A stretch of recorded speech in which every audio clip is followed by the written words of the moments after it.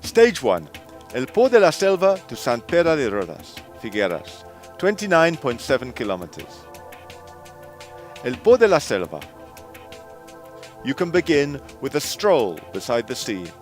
This small village, with old fishermen's houses and steep streets, has become a popular place with tourists, yet retains a certain charm.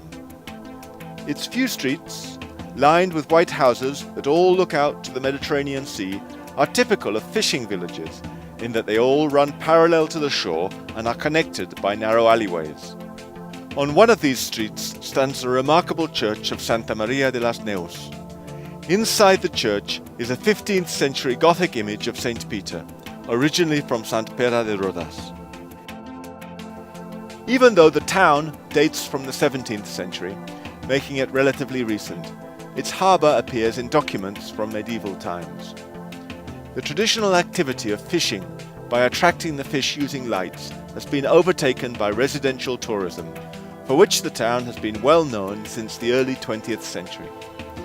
Eminent summer residents over the years include the writer Josep Maria de Sagara and the poet Josep Vicenç Forge, who spent long sojourns in a house he owned on Carrer de la Unió Street. Sant Pere de Rodes.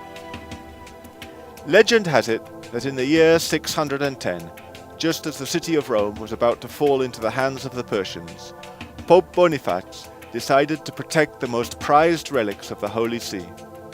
Among them the head and right arm of Saint Peter and a bottle containing the blood of Christ.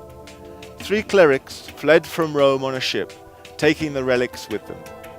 After sailing for several days, they arrived at Cap de Creus, the easternmost cape on the Iberian Peninsula, the Mediterranean land's end. They disembarked and climbed up the side of La Valera Hill and hid the relics there in a cave. Eventually, once Rome was no longer in danger, they returned to the spot to retrieve the relics, but could not find them, as plants had covered over the opening to the cave. Disappointed